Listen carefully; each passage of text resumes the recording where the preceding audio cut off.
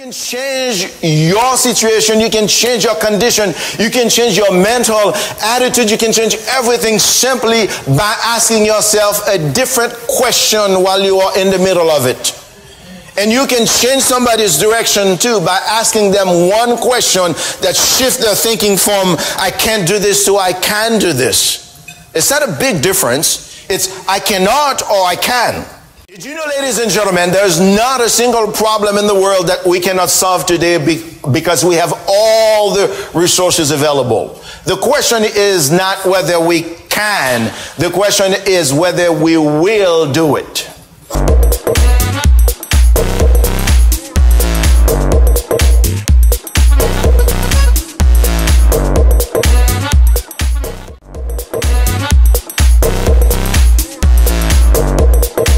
We always have a choice during turbulent change.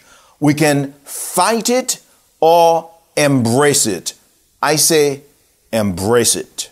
And to realize that how much change is happening in your industry, what will you do? Will you stay there rehearsing the past, the way things used to be? Or will you make a conscious decision to focus on the future? You see, most people focus on what they're going through.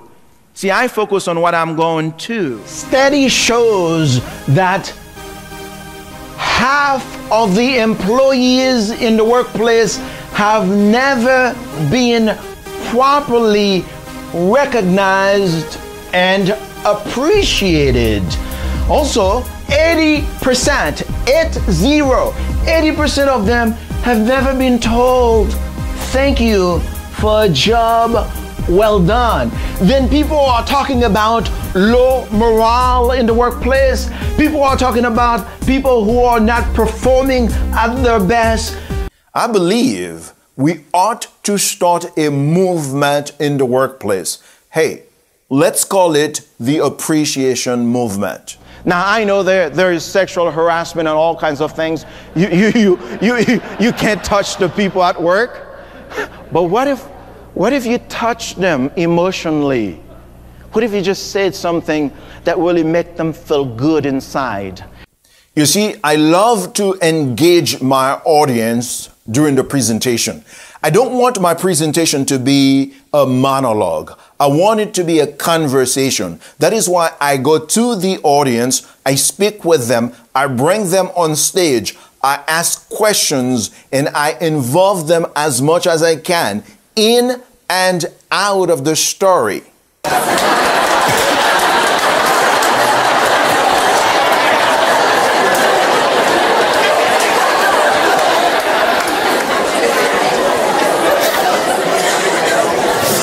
I got somebody over there looking at me, honey, I need a little more than what's up. You don't know what I'm going through. I'm like, you on your own. You know what you do when you're going through those tough times? Yes, I want to entertain the audience. I want them to have fun. But more importantly, I want them to walk away with some actionable takeaways they can apply in their lives to get better results. I'm going to share those 5 fundamental principles with you. The first one is to stop rehearsing the past. Ladies and gentlemen, things are changing. You can cry about it, or you can decide to accept it and move on. Whether you're a businessman or a student or an individual employee, if you've got circumstances that you think are tough, you're not going to believe Renee's story. This man's story is amazing, and we have him on In Depth. Called the Village Hero. I was born in a little village in Haiti, very primitive. We had no running water, no electricity, and we didn't have any plumbing and no access to medical care. Life was really, really, really tough. Now, when you came from Haiti, you came with very little, didn't you, Renee? Very little. $5. Had a tiny suitcase. To this day, I travel across the country with my little suitcase. I have my most precious belonging. It's in it is the flag of this country, which, you know, for years before 9/11, I was traveling around showing it to people. And 2 shirts and 1 pair of pants. Well, when I was a little boy, I was just as deprived as the one you saw on your television. Today, I am the luckiest man alive. because I am living in the United States of America.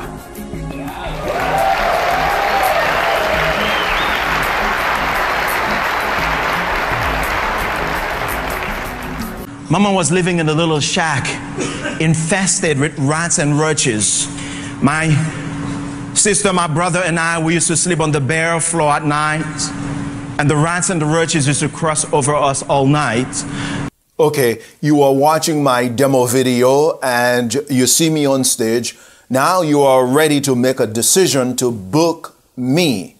However, your question is, I don't know how the audience can relate with this guy sharing a story about overcoming poverty in a small village in Haiti, right? Well, let me share this with you. I don't really go on stage and share my story because I know the audience cares. No, in fact, I know they don't. I share the story because I want them to walk away knowing whatever challenge that they are dealing with now, whether it is a change process, a merger, acquisition, or whatever it is in the workplace, I want them to say to themselves, if this guy can overcome all those challenges and found creative ways to become who he is and where he is today, so can I. I want them to look at the situation and say, no condition is permanent. I can thrive through this challenge or this change. He said he told the hostess neither. I look at the hostess, I said, everything.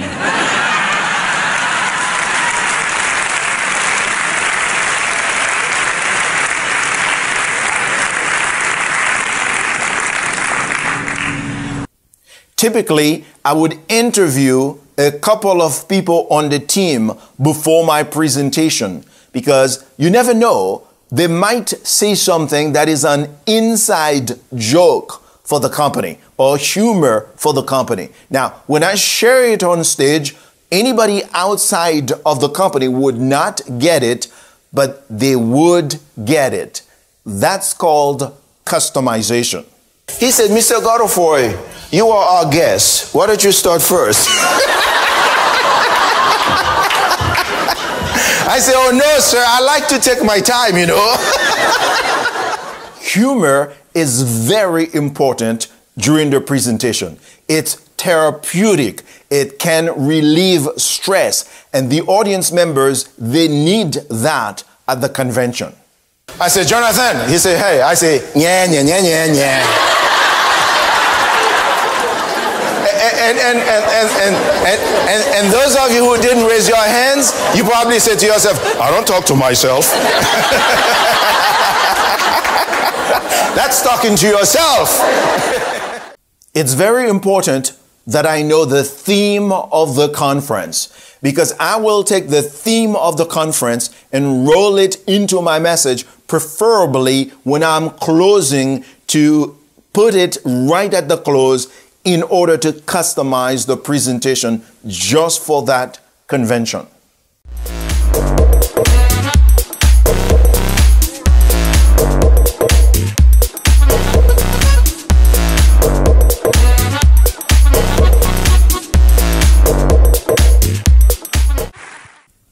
What you will not see in this demo video is the time and energy I invest into preparing the presentation so that I can customize it just for the audience. My presentation is not a cookie cutter. For example, I would go to their website and read their mission statement and vision statement. I would go to Yahoo Finances and find out some information about the particular company or group. I would go to Google. I would go to the fan page on Facebook, LinkedIn, Twitter, and I would read as much as I can about them. I would go to the event a day before and attend as many sessions as I can attend and meet as many people as I can meet before my presentation. Why do I do that? Well, you never know. I might need to change something on the fly based on the information and the connection I am making with the people at the event.